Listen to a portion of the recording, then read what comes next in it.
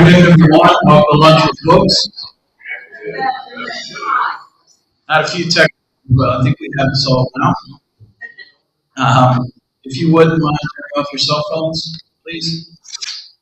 This Thursday, December 15th, we will finish our two-part series on Apollo 17 at 50 years with Gene and Chuck. That'll be at 7 p.m. at People's University. Next Tuesday is our annual Christmas special. This time we have the Major brothers, Vance and Luke. Vance is a composer, arranger, and guitarist who studied at Belmont University in Nashville, and his brother Luke is a multi-instrumentalist studying music at WVU, and they're going to do some jazz Christmas songs for you next week. Then, after a holiday break, we'll be back to remember the late director of the library, Dottie Thomas, and our good friend and once chair of our Board of Trustees, Ed Hess, one of the nicest human beings I've ever met. And then on Thursday, the 5th of January, we will start our new People's University on Ancient History with Egypt, Part 1. Okay, our guest today is James Van Nostrand. He is the Charles M. Love Jr. Endowed Professor of Law at West Virginia University College of Law and Director of its Center for Energy and Sustainable Development. He has 40 years' experience in a variety of roles in the energy industry, including positions as a regulator, energy lawyer, and director of a New York-based environmental and non-governmental organization. His new book, he's going to tell you about today, is called The Coal Trap: How West Virginia Was Left Behind in the Clean Energy Revolution. Here is James Van Nostrand.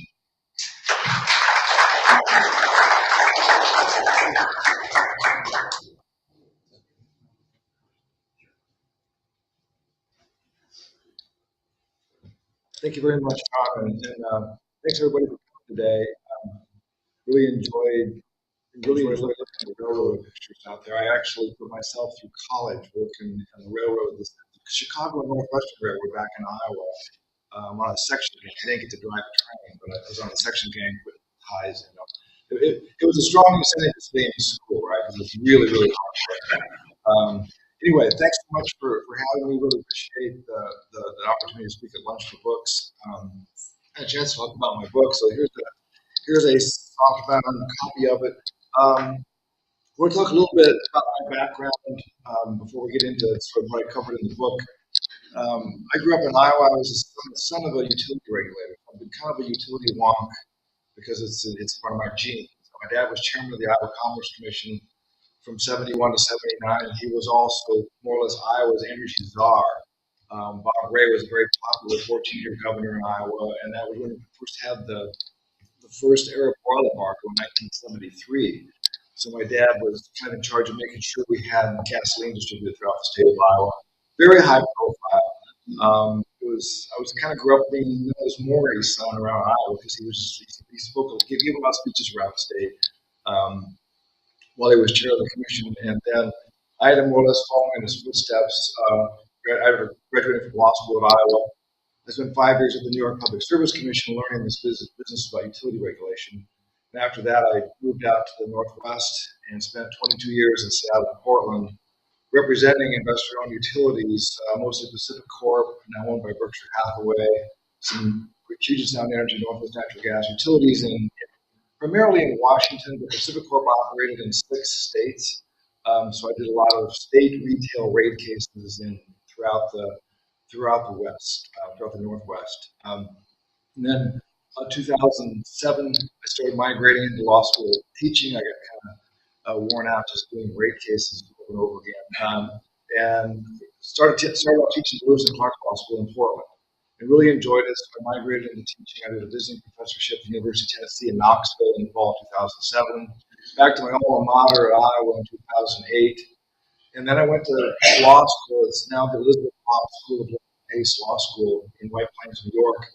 While I was there, I got my master's in law degree, my LLM degree, and I also headed up, as Sean mentioned, called the Pace Energy and Climate Center. It's an environmental NGO that operates in New York on clean energy issues, working pretty closely with NRDC.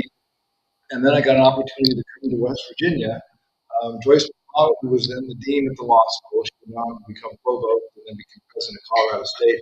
She had this vision: we should start a center that have kind of an environmental protection perspective alongside. She made it very clear we're an extraction state, but we need to provide an opportunity to have these discussions about environmental protection alongside the extraction industry. So I've been there since 2011, and one of the things we do, prior to COVID, we put on a pretty good annual conference. Two of the first three conferences, like Senator Manchin came and spoke. I got there in 2011. It was all about the shale gas revolution. We were developing regulations to deal with hydraulic fracturing and horizontal drilling in West Virginia. Senator Manchin was kind enough to come and give a keynote address, and then a few years later came back to talk about how we're going to use all this natural gas that we're extracting. And then we also put on an energy moot court competition, which is bringing students from schools throughout the country. In early March, this will be our 13th year of putting that competition on. This year we have 36 teams coming from all around the country, arguing about energy and sustainability issues. So that's some of the key things that the center does. So with that, I want to just get into the book. The working title of this book, as I was writing it, I referred to it as a lost decade. So I want to talk a little bit about the lost decade. What I mean by that. It's really primarily the years 2009 to 2019 is what I was calling the lost decade as I was writing the book. Then we talk a little bit about sort of it's largely what I've observed in West Virginia, being a pretty experienced energy lawyer and somewhat knowledgeable about environmental law by virtue of getting my law degree from a really top-notch environmental law program. And then sort of where we are today and where we are going forward, just kind of hitting the high points of my book. So one of the things that the lost decade, 2009 to 2019. Why did I start with 2009? Well, that's a couple of major things happened. One is I talked about here is the shale gas revolution. It really started ramping up in 2007 or so. 2009, we really started seeing the number of wells in the region in western Pennsylvania and in West Virginia really expanding exponentially. So availability of cheap and plentiful natural gas. And the term is overused. It really was a game changer in terms of the energy industry, in terms of the impact it would have on coal, because now we have cheap, plentiful natural gas that's going to push out the coal plants, and that's what we saw in 2009. The other thing that happened that's relevant is that's when Barack Obama became president, and so we had a real commitment to addressing climate change. And that means we're going to regulate greenhouse gas emissions. What was the largest source of greenhouse gas emissions at the time and generate electricity? It was coal-fired generation. So if we're going to attack climate change, we're going to start regulating greenhouse gases, then it's going to have impacts on the coal industry. So that was a big thing that happened sort of the beginning of 2009, and then the end of the decade, we started seeing how all that played out in terms of we have 6 years of President Trump in there. We also have, in addition to cheap and plentiful natural gas, we also then had wind and solar became very cost competitive by the end of the decade. So it was a nice bookend in terms of a very significant period in West Virginia. And the other thing that I spent a lot of time talking about in the book is what did we do in the face of this rather fundamental transformation that was occurring in the energy industry with the availability of cheap and plentiful natural gas, the impacts it had on the coal industry. What was the response? What was the response of political leaders in West Virginia? It was to talk about the war on coal, blame everything on Obama's job for the EPA. You drive up and down I-79, it's like the sign right there, welcome to Obama's no jobs. So even though we, at the time in 2009, it was pretty clear, and even we had a conference in southern West Virginia, Senator Manchin and Senator Capito were both there, even talking about all the jobs and all the energy that's going to be created. And Senator Capito actually recognized it was going to produce lower electricity prices because of all the cheap and plentiful natural gas. Well, that's a pretty good clue that people understood that was probably going to have implications for the coal industry. So a lot of what I'm trying to address in the lost decade is we lost 10 years, in my mind, in terms of coming to grips with and managing the state through what I saw was an inevitable energy transformation. You can't stop it. These are overwhelming market forces that were happening. They were apparent in 2009 when we started seeing the impact on cheap natural gas. Because in this region, we're part of the PJM, which is the wholesale power market, 13 Mid-Atlantic states, very competitive wholesale market. And so all the power producers selling their energy into that market, what was happening with the cheap and plentiful natural gas, it was pushing wholesale prices down. And so the coal plants could not, they were out of the money, basically.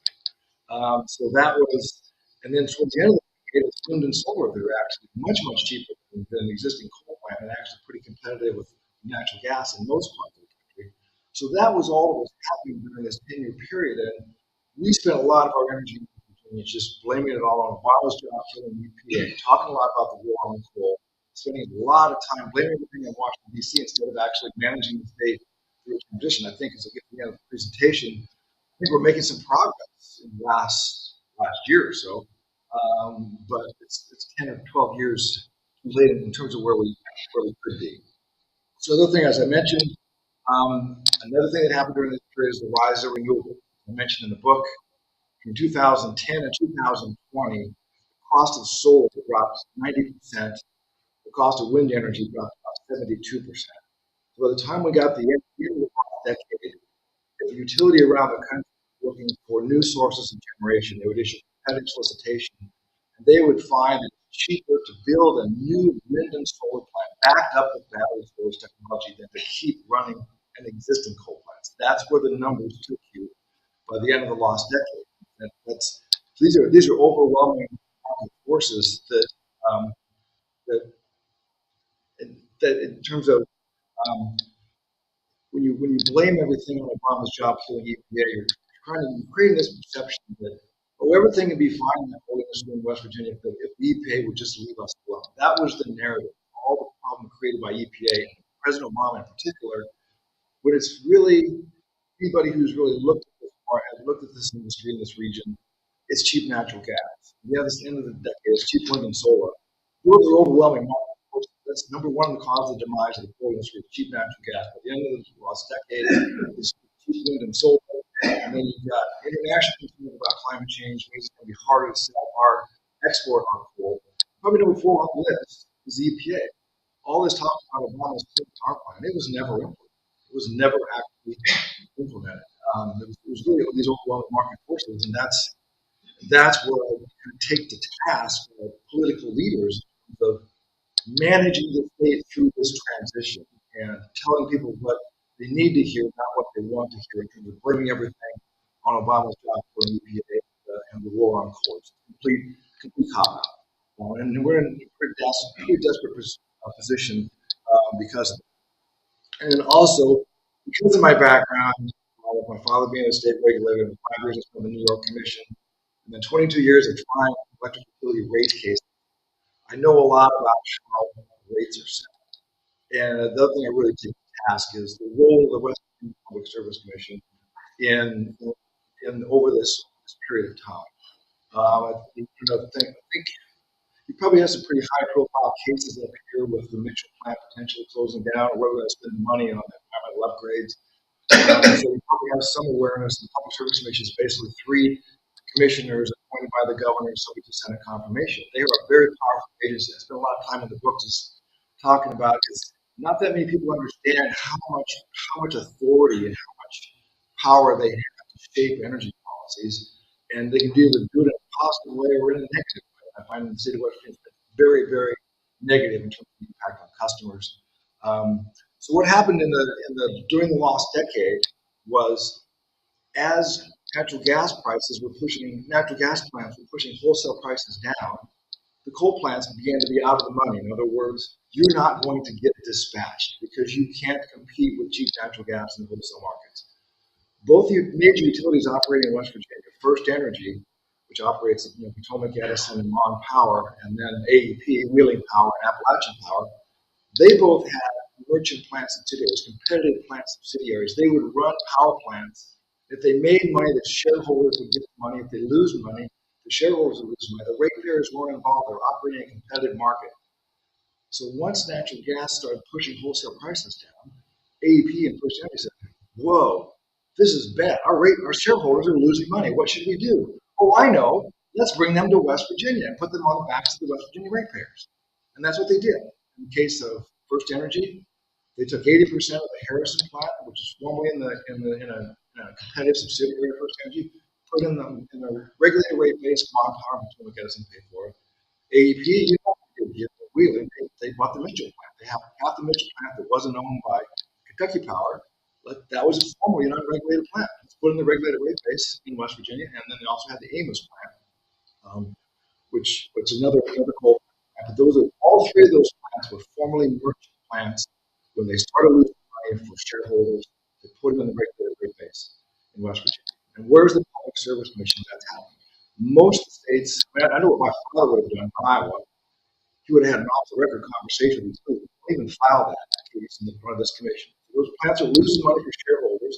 Why is it going to be any better if they're owned by the ratepayers? Don't even bother filing that case. Well, in West Virginia, they approved all three of them. And in fact, First Energy tried to do it again in 2018 with the Pleasant Stations plant, losing money. They tried to put it in the regulated rate base again. The Federal Energy Regulatory Commission actually pulled the plug on that one and said it was a sham transaction because they did a competitive solicitation, which really didn't test the market. So FERC actually pulled the plug on that one. But otherwise, now we're looking at potentially Mon Power's going to take another run at acquiring. So this is a graph. I don't know how well you can see that, but this is a graph. There's Marianne Lavelle from Inside Climate News, which I think is a free publication available. She did a great story just a couple weeks ago. So this graph here shows what the electricity rates have done in West Virginia, particularly. And this is looking at the American Electric Power. So the folks here in Wheeling, the American Electric Power has both Appalachian Energy, Appalachian Power, the southern part of the state, and Wheeling Power up here. Those are what those prices have done over the last 15 years, I guess. In terms of graphically, what I showed in my book was, I took the period 2008 to 2020, which roughly bookends the lost decade. In 2008, West Virginia had the lowest retail electric rates in the country on average, the lowest. By 2022, there were 17 states that had lower rates than us. The average increase in the electric rates in West Virginia grew at a rate 5 times the national average between 2008 and 2020. Why? Because we doubled down on coal. Almost every other state in the country, they diversified their energy portfolio, moved away from coal into natural gas, into renewables, into energy efficiency. We didn't do any of that in West Virginia. We doubled down on coal. We're sitting on top of the Marcellus Shale. Our utilities never did anything in terms of investing in natural gas. Not that I'm a big natural gas proponent, but it was cheaper than coal. But we're a coal state. We're not an energy state. We're a coal state. So none of that happened. Now our ratepayers are trying to bear the consequences of that. And I think for the Wheeling Power customers, I think 2008, the bills were like $56 a month. And now they're $155 a month, and AEP's proposing to take it up to $173 a month. So that's kind of by doubling down on coal, not diversifying, not having the utilities think seriously about natural gas or energy efficiency or renewables, the ratepayers are paying for that. I've done a couple op-ed pieces in the Charleston Gazette-Mail talking about the West Virginia Public Service Commission. They're trying to bail out the coal industry on the backs of West Virginia ratepayers, and that's frankly what they're doing. And I don't think we can afford it in this state. So one of the things that I talk about in terms of other sort of the bigger picture, what other things that we're missing in West Virginia is you look at there's state policies that could promote the use or wind and solar. So this renewable portfolio standard basically tells utilities you will acquire a certain percent of electricity supply from renewables. You see from this map, 29 states plus the District of Columbia have renewable portfolio standard. So basically, it sends a strong signal that we want our utilities in West Virginia to move more into renewables. And now, more recently, all the movement is towards a clean energy standard, which brings in nuclear and also brings in coal and natural gas, so long as it's coupled with carbon capture and sequestration, so the carbon isn't getting into the atmosphere. So that's probably a dozen states now. This map was a little bit dated, but it's probably a dozen states now have a clean energy standard. So we're going to be net zero carbon by 2045 or 2050. That's where all the action is in terms of state policies. even regardless of what's going on at the federal level, the states are taking an active role in telling utilities what direction to take, and they were open for business in the clean energy world. Another piece of it is energy efficiency resource standards. Our utilities wheeling power actually does. I spoke on this a few years ago up here. AEP actually does a pretty decent job on energy efficiency in terms of offering. These are programs to give you rebates and incentives to use less energy, and install energy efficient appliances, install more insulation, good windows and doors. Utilities will give you rebates for that. It's a very good way of saving money. And First Energy really has no energy efficiency policies. AEP actually tries to expand their energy efficiency programs, and the Public Service Commission says no. They won't allow the expansion of energy efficiency programs. So there's an organization called the American Council for an Energy Efficient Economy, called ACEEE.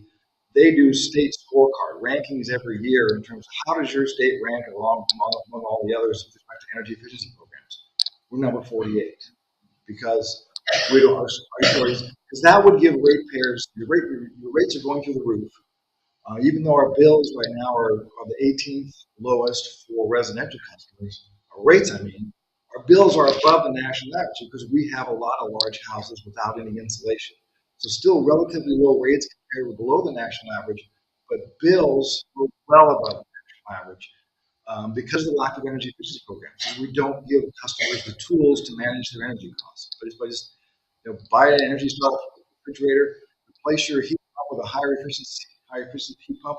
The utility will cut you a check for $500 or $600 because they're avoiding having to build a new power plant. It's cheaper to actually encourage less energy consumption than it is to build another power plant. But you got to have the programs in place to do that. It's the Public Service Commission is actually hostile to energy efficiency because, like I said, AEP, they have a pretty rigorous process of trying to figure out what makes sense for the role of energy efficiency, and they try to expand their energy efficiency programs, and the Public Service Commission will not do it.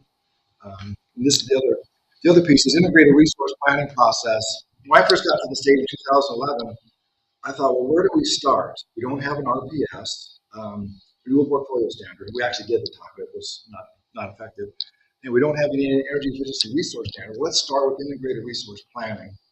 And that basically is a long-term planning process where the utilities, this shows the Appalachian Power. This is actually from Virginia, but it's the most recent one I could find.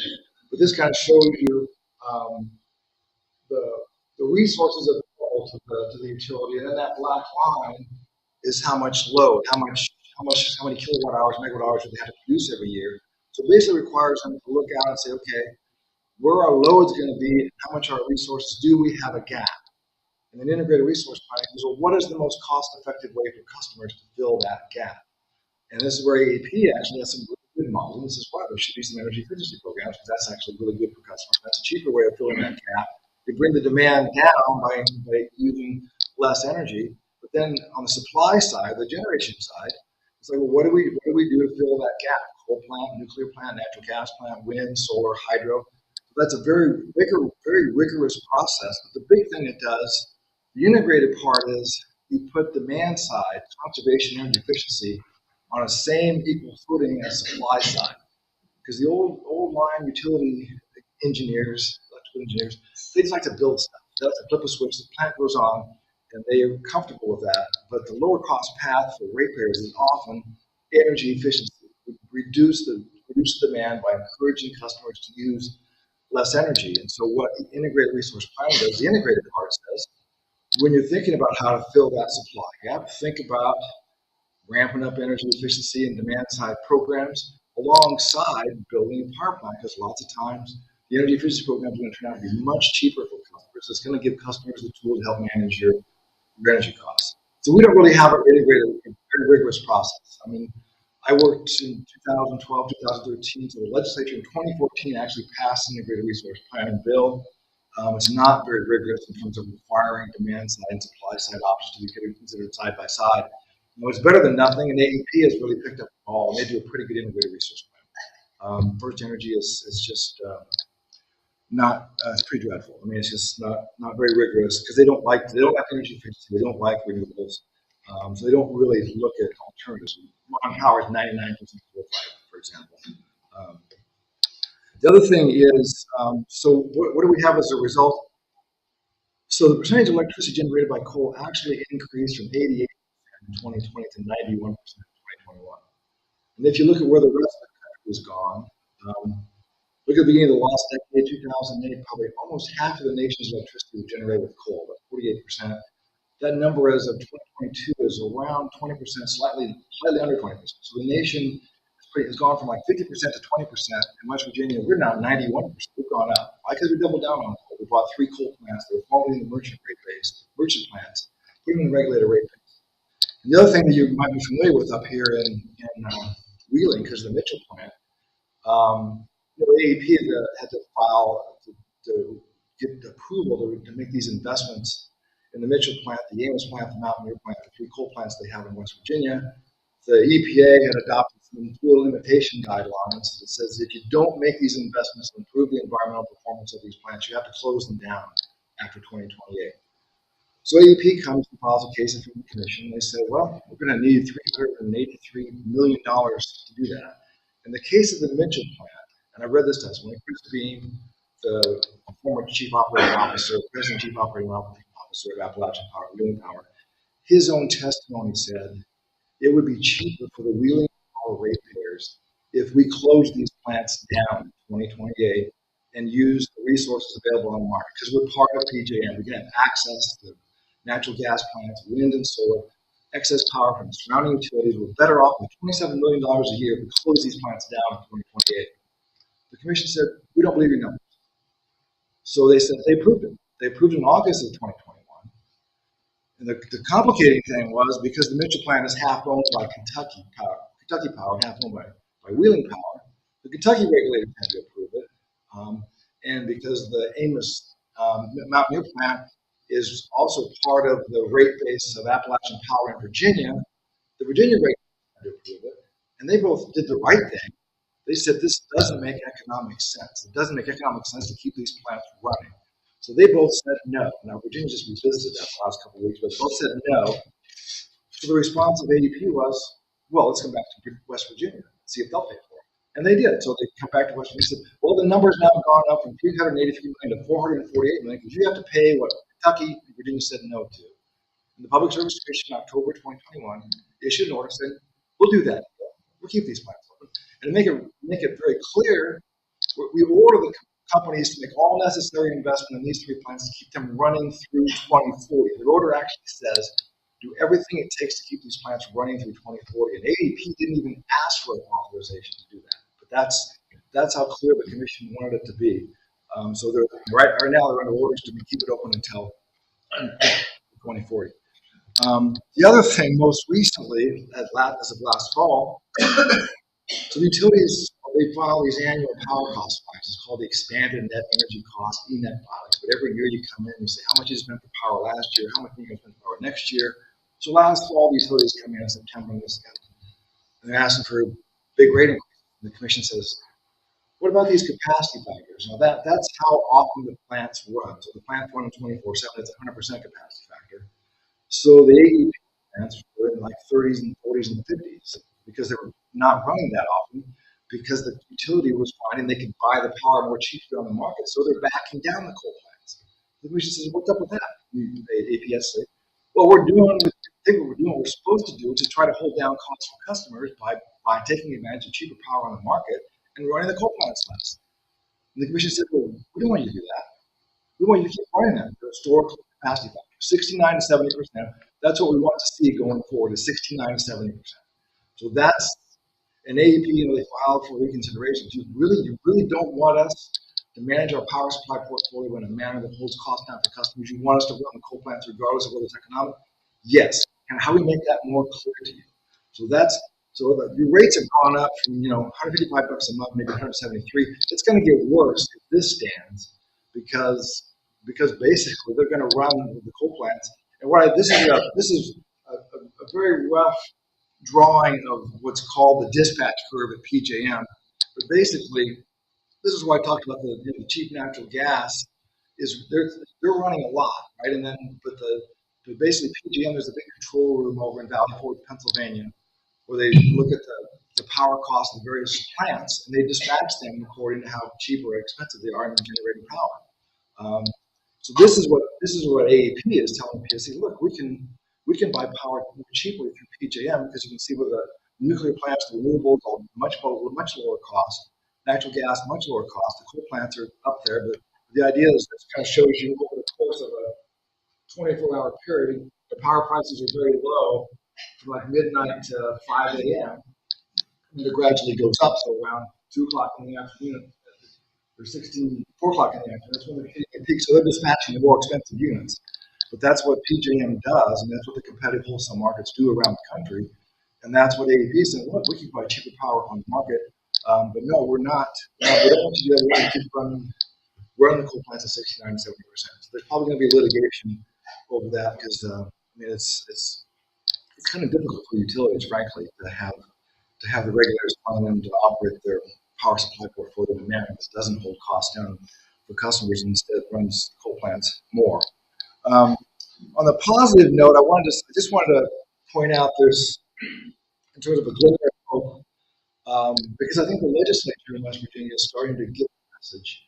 One of the things that's a big driver in the demand for renewable energy is the licensed corporations have corporate sustainability goals. So we want to have 100% of renewable electricity by 2030 for all our facilities. It's obviously the ones you think about, the high-tech ones, it's Google, Microsoft, Facebook, Amazon. Well, in West Virginia, it's Toyota, it's Procter & Gamble, it's Walmart. They have corporate sustainability goals. And the economic development folks in West Virginia are always meeting with these people to try to attract the jobs. These are the job creators. Well, if we come to West Virginia, can we get access to renewable energy? Well, no, it's 91% coal-fired. It's really expensive, too. It's 5 times the national average, how much it's gone up. No, not very attractive. And it's not the government that's imposing these policies. These are the job creators that say, we want renewable energy. Why? Because it's a lower cost path. They figured out the economics are there. So the legislature is starting to get the message. And so in 2020, this was Roger Hanshaw, just a lot of credit for this, the speaker. But basically, it allows the utilities to create these renewable energy programs. And you can basically dedicate the supply of these 50 megawatt solar arrays to these large customers. So Procter & Gamble, Walmart, Toyota, they need renewable energy. Utility can build a 50 megawatt solar array. AEP can build up to 200 megawatts total, 200 megawatts total, so it's 400 megawatts altogether. But that was done because I think that because the recognition we have to meet the demands of the job creators if we want to attract those jobs. The other thing, more recently in 2021, there's the rooftop solar, solar panels on the roof. Prior to 2021, that was you couldn't do a financing agreement for that. You're going to be looking at paying $20,000 or $30,000 out of pocket in order to put solar panels on your roof. When there are developers out there who will finance that for you, they'll get into a power purchase agreement and you use some of the energy to reduce your electricity bill and use some to pay sort of the finance the solar panels. That was illegal in West Virginia prior to 2021. A bill got passed in 2021. More Capital and Roger Hanshaw again. More Capital was chair of the House Judiciary Committee and Roger Hanshaw the speaker. So that is now legal in West Virginia to have rooftop solar. So, and I put the logo for Solar Holler up there. They're one of the bigger solar developers in West Virginia, based in the Eastern Panhandle. But they're, he's got like 60 employees now. It's on solar. And more recently, just in September, we had Berkshire Hathaway, which is the Warren Buffett's company. They announced they're going to build a $500 million project, 200 megawatt renewable solar array in Jackson County. It's going to be a microgrid. Basically, it's anything that happens inside this industrial park is entirely at whatever Berkshire Hathaway wants to do with the energy. So it's very exciting in terms of having a big player like Berkshire Hathaway Renewables come to the state. Exciting to have one of the nation's first renewable energy microgrids. Going to have battery storage technology. It's going to be standalone. So basically, the grid can go down with the microgrid. Everything on the customer side of the home delivery, the lights can stay on because they're generating their own electricity. They have their own little distribution system. So we have Berkshire Hathaway and then Precision Cast Parts, which is another Berkshire Hathaway subsidiary. they're going to locate a manufacturing plant in there. The interesting wrinkle is when Berkshire Hathaway negotiated with the state the terms that they wanted to have to locate this plant in the state, they said, well, we don't want the PSC to be regulating anything that we do inside that microgrid. We're not going to come if we have to deal with the PSC. I was on the record in this case that this is the most anti-consumer, anti-renewable, pro-coal commission in the country. So the legislature, Governor Justice calls a special session. Within a couple of days, they pass a bill. And a big chunk of that bill is all the things the PSC can't do with respect to that microgrid that Berkshire Hathaway Renewables is going to be building. And to me, that kind of says, doesn't that kind of highlight the problem that we can't attract the job creators unless we carve out PSC regulation. So we'll see how that goes. But the glimmer of hope I see is that the legislature, I think they do get it because the economic development folks, as Mitch Carmichael, I think heads that up now, former senator, they're pretty compelling when they testify to the legislature. When they're meeting with the job creators, what are they looking for? They're looking for access to renewable energy. We can't really meet that, so we're missing all that opportunity. And so I think they're getting the message. So one of the things this is the last chapter of my book is kind of the way forward.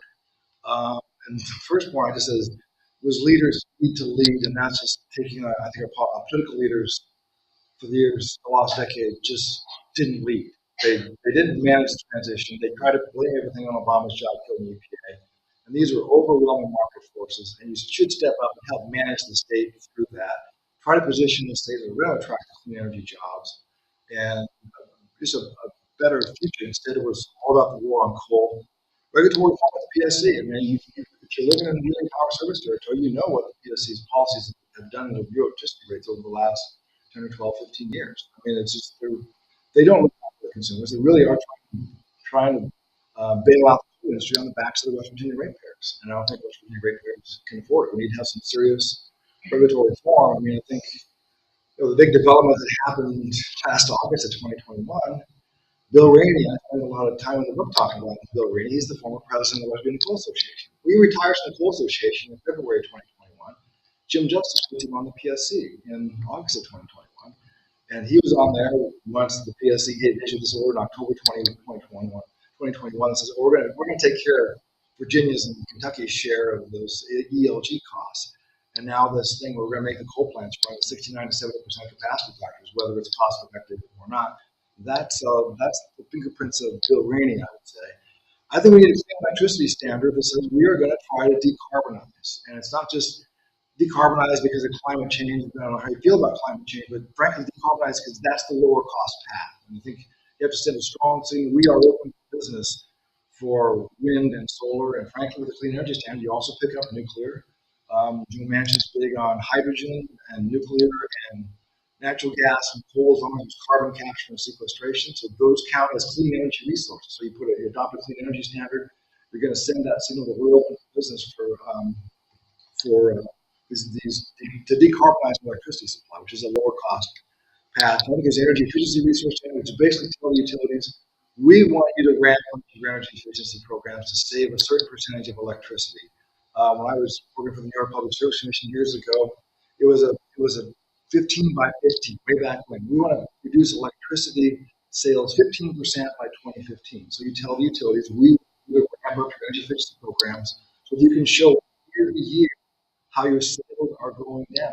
But that way you make sure the utilities are ramping up programs to help customers save money.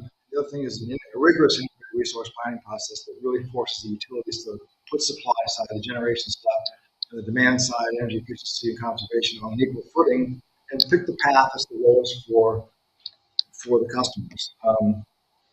And then another big thing, obviously in West Virginia, and here in Wheeling in particular, address the transition needs in the coal communities. I mean, there's no question that we are getting hit harder by this clean energy transformation than most other states in the country. We're right up there. I think, if you look at the Biden's interagency task force that identified the coal-dependent communities, 25 of them are in the country, 5 of them are in West Virginia. So, but there are a lot of good things, and this is the way forward I see at the federal level.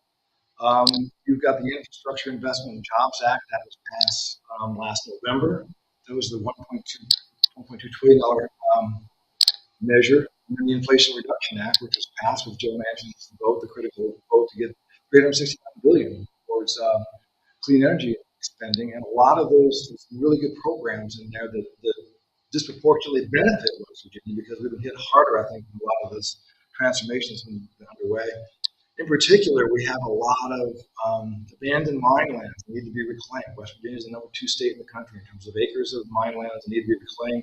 There's $11.3 billion in the Infrastructure Act to address that. And that money's starting to come to West Virginia right now. And abandoned oil and gas wells, again, we're way up there in terms of a state that has more gas wells that need to be plugged. We're addressing climate change by reducing methane emissions, but you're also reducing pollution, providing pretty good jobs.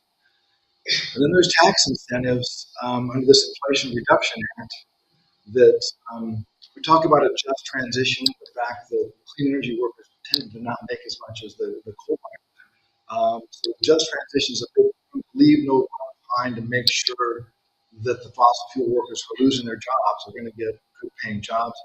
Well, the Inflation Reduction Act requires, in order for you to get full advantage of the tax incentives, you have to have a prevailing wage. You have to paying your workers a prevailing wage.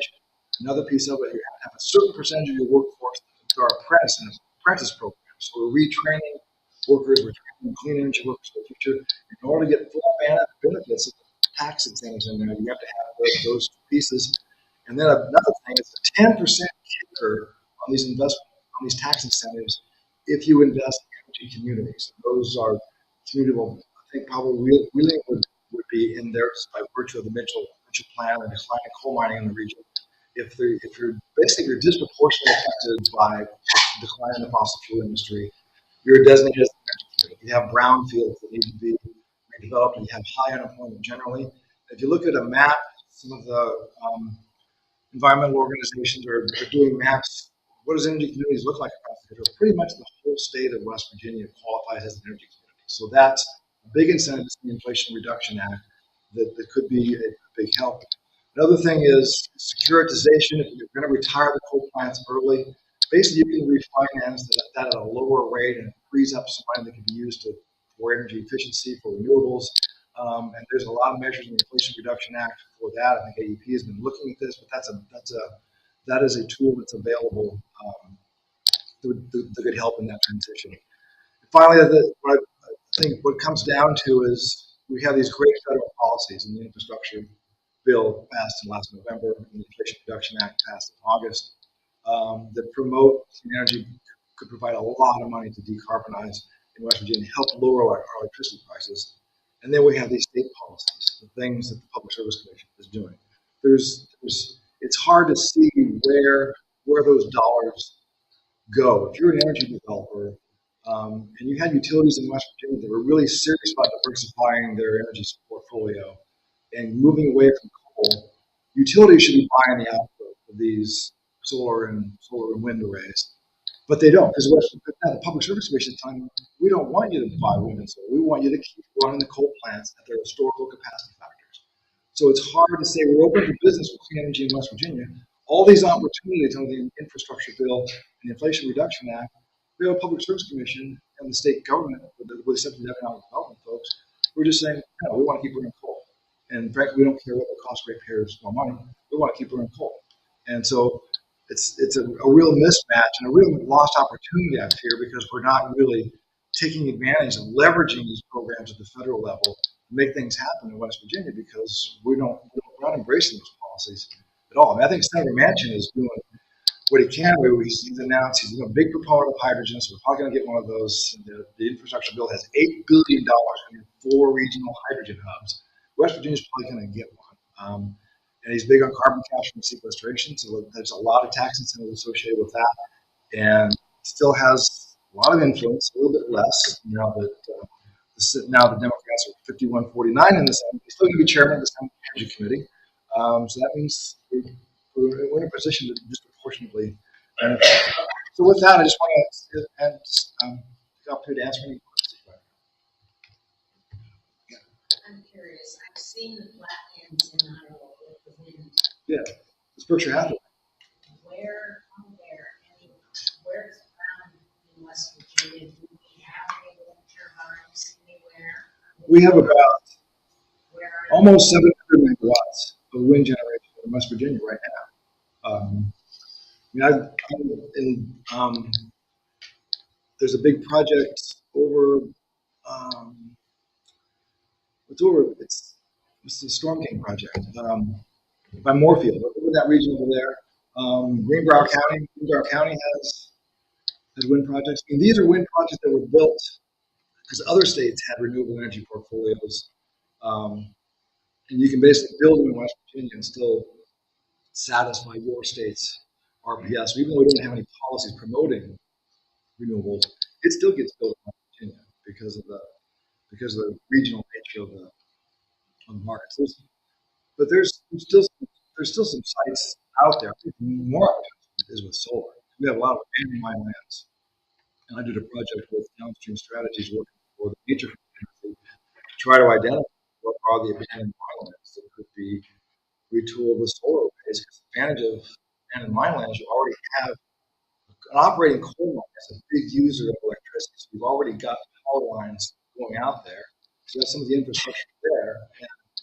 And if it's mountaintop renewable, then you flatland and you can put some solar arrays out there. There's a lot of opportunity for solar. Question. I've seen a good bit of that. I'm not seeing really any wind.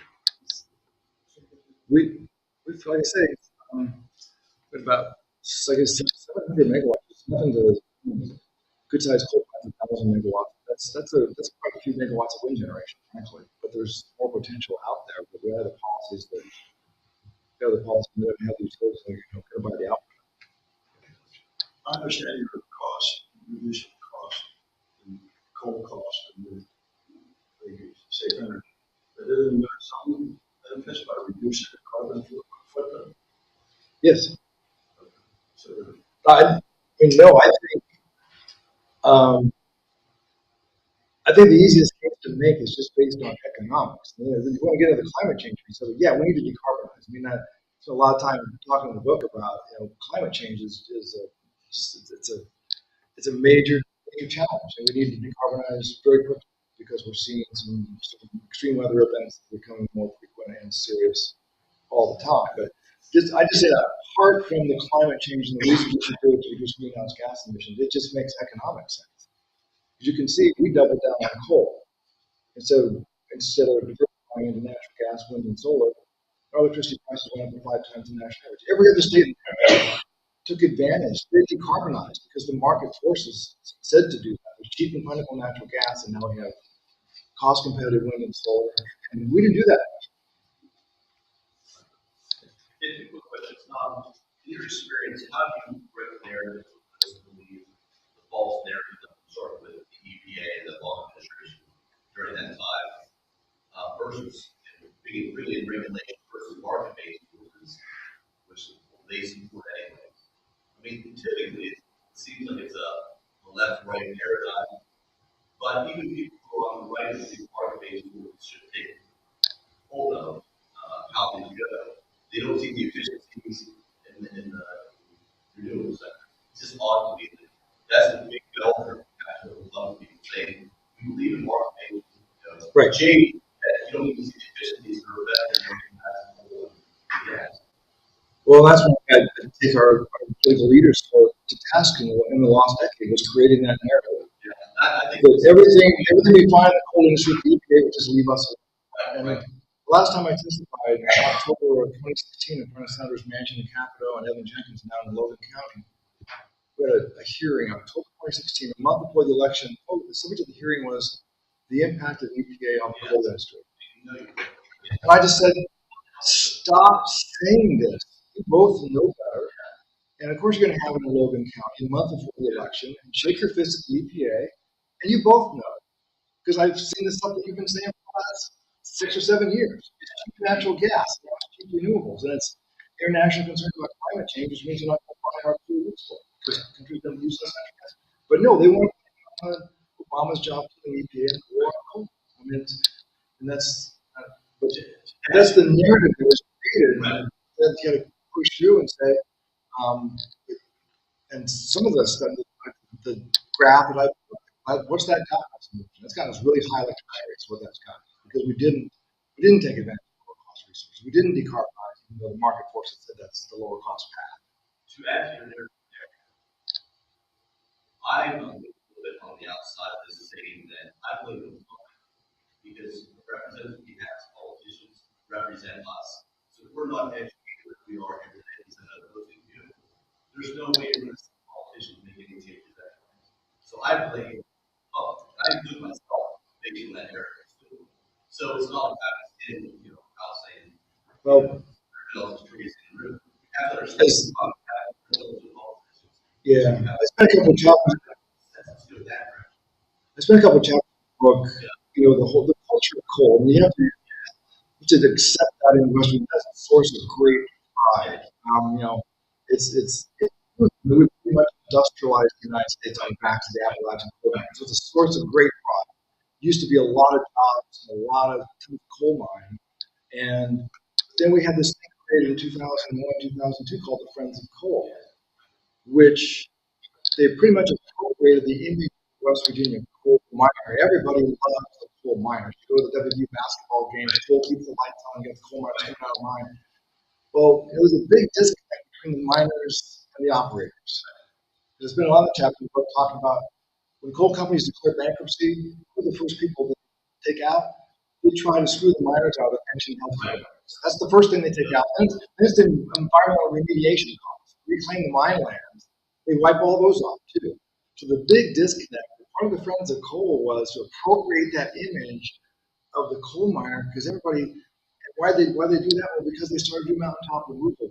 What's mountaintop removal? Well, the environmental damage is greater and the employment of coal miners is less.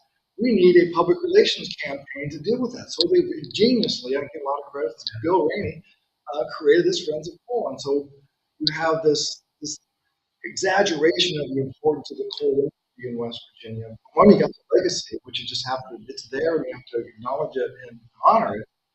But then the importance has just been exaggerated because the stickers are everywhere, the events are everywhere, the Friends of Coal is everywhere. And then it kind of morphed into the war on coal because, one of the things I learned a lot in the book was, West Virginia went from a pretty solidly blue state, really bright red state, in a course of about 20 years. I mean, when W carried West Virginia in 2000, well, part of it was because he ran against Al Gore, who was an environmentalist, who said they signed the Kyoto Protocol.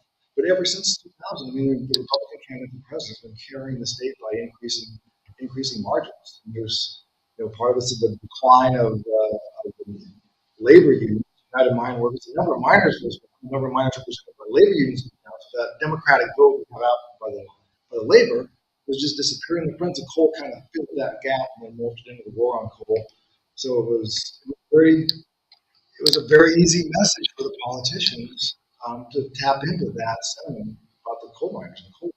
Second question, real quick. You mentioned briefly about nuclear, given what we just thought that we can probably kind of balance out pretty quickly. What do you feel as more of an entire energy portfolio? What impact do you think nuclear fusion now will have on base load generation, especially compared to natural gas? Because it seems that there's quick changes in now coal, natural gas would be less than my base load generation. Yeah, I mean, it's kind of frustrating. I personally think there needs to be a bigger role for nuclear because it's base load, it's carbon-free generation. Because we got to keep the lights up. The wind doesn't blow, the sun doesn't shine, it doesn't work very well. And it's just we have a horrible track right now in terms of building. The southern companies building these plants down in Georgia, the Georgia plants. The numbers right now are $30 billion. It started off about $10 billion, and now it's not coming online until next year with $30 billion for 2,000 megawatts. You just can't make the case for nuclear. So now we're looking at small modular reactors, but we're not going to have anything online until the end of this decade. And the question is, will that going to be fast enough to address greenhouse gas reductions that we need urgently? We're not going to have, I think, DOE Secretary Granholm was announcing the fusion thing. This came out today, Livermore Natural Laboratory. That's good. That could be transformative, but not anytime soon. I mean, it could really be transformative.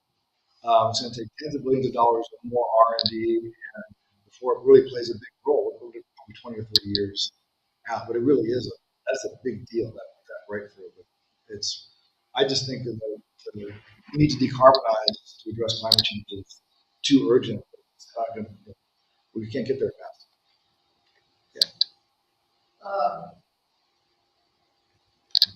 In Texas, what was the reason for the power outage there? If you look at what plants didn't run, it's mostly natural gas plants because the natural gas pipelines were not designed to run at those temperatures. The other big thing is Texas is not interconnected. In West Virginia, we're part of the 13-state PJM interconnection. So our plants go down and we can buy power from surrounding utilities. Texas intentionally did not interconnect because they wanted to have their own power markets. And so all of I think wind and solar had played a role in it as well. In terms of the massive amounts of energy that didn't perform was mostly natural gas because it wasn't weatherized for those kind of temperatures. And also the way they designed the market. In PJM, we have plants that are paid to just be on standby. They might not be operating, but it's called a capacity market. We're ready, willing, and able. When we need to call on you, we're going to pay you some money just to be sitting there idle. Texas decided we're not going to do that. We're not going to have the plants on standby because that cost rate person, because it does. You're paying the cost of those plants being ready, willing, and able to turn on when you need them. And Texas is a policy decision. We want cheap rates. We want low rates, and so we're not going to buy that insurance policy. Yeah. With the solar panels and the blades for windmills, we built it here in the United States, we built it in China. And I think that, then said, well, I just involved alternative fuel. But my other problem, I heard something about this, the what's the range in the mail from that? How do you pose a problem? Because that's another. In other words, how do you pose a place? Is there any to that? your first question was manufacturing. I think that's one of the things that I give Max a lot of credit for in the Inflation Reduction Act. I think we're requiring domestic content. It's like we learned stuff from the pandemic. We learned stuff about we can't get good cars because they're not computer chips, because computer chips are all coming from China and Taiwan. Why do we allow that to happen? So the Inflation Reduction Act has a lot of those things, domestic content requirements. So I think it is going to require. You've been following the news out of the EU. They're all upset over there in England and France because they're saying, well, you're penalizing international trade. You're preferring domestic manufacturing over imports. Kind of like, yeah, we are, because we learned from the pandemic we don't want to be depending upon other parts of the country for strategic input. So I think, as far as the recycling, I teach a seminar right now. I got a couple of students who are writing about that very issue. And frankly, we haven't had solar panels around long enough, but I think we're learning from those countries that have had it for a longer period of time, they're doing better about recycling what they can. But we're just, I think it is an issue in terms of you look at the whole supply chain, but cradle to grave. One way I saw an article where they had trenches dug and they put in place. Exactly. Yeah. My last question is, here's the bill here in West Virginia. How long is it going to take? I've got an individual to get $30,000 panels put on the roof. How long is he going to see that benefit? Well, the Inflation Reduction Act, you got a 30% tax credit. So that payback period is going to be about 5-6 years. I think you have to call Solar Holler up. Call Dan Conan, have Solar Holler come up. Got Mountain View Solar, I think. They'll come out and they'll say, let's see your utility bills. Let's look at what solar potential you have, and they'll run the numbers for it. Of course, you got to figure out what electricity price is going to do. It'd be nice to have a hedge against AEP constantly increasing your prices. But I think with those tax credits, that payback period is I think 5, 6, 7 years. Without the tax credits, it's more like 15. Well, once you get the initial Well, this is where the power purchase agreement legislation got passed in 2021. You can now get somebody like Dan Cohen with Solar Holler.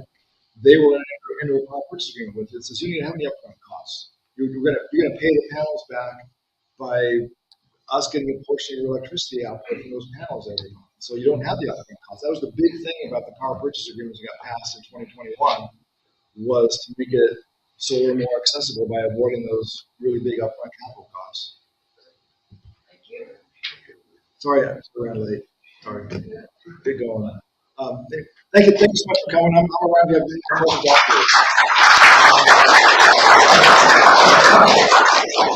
afterwards.